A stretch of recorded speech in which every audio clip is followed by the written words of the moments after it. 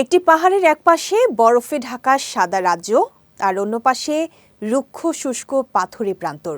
চিলির Monte San Valentin পাহাড়ে প্রকৃতি সৃষ্টি করেছে এমনই এক চমকপ্রদ বৈপরীত্য।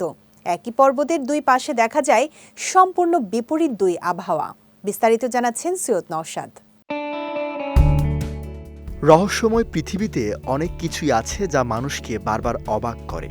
কখনো হঠাৎ করে সমুদ্রের নিচে হারিয়ে যাওয়া শহর, কখনো আকাশ থেকে পড়া অদ্ভুত শব্দ, আবার কখনো এমন কিছু গাছ বা প্রাণী যাদের অস্তিত্ব বিজ্ঞানের চোখেও এক ধরনের বিস্ময়।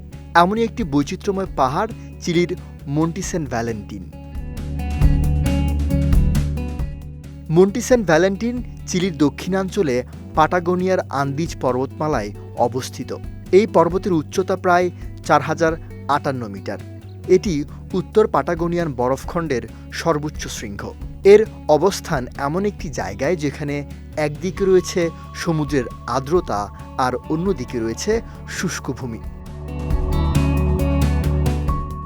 পাহাড়টির পশ্চিম দিকটি প্রশান্ত মহাসাগরের খুব কাছাকাছি হওয়ায় এখানে প্রচুর আর্দ্র বায়ু প্রবাহিত হয়। পাহাড়ে ধাক্কা খেয়ে সেই বায়ু হয়ে যায় তুষার ও বৃষ্টি।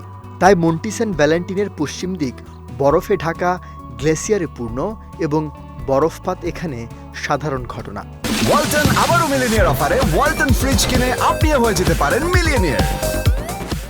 অন্যদিকে পাহাড়টির পূর্ব পাশে রয়েছে আর্জেন্টিনার পাম্পাস অঞ্চল। এখানে প্রভাব পড়ে রেইন শ্যাডো এফেক্টের। পশ্চিম দিকের মেঘ পাহাড়ে আটকে যায়, ফলে পূর্ব দিকে বৃষ্টিপাত হয় না। এর ফলে পাহাড়ের পূর্ব দিকটা রুক্ষ, শুষ্ক এবং প্রায় মরুভূমির মতো।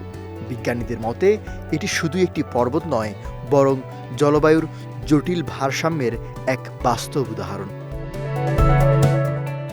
সৈয়দ নওশাদ, বিজয় টিভি, নিউজ ডেস্ক।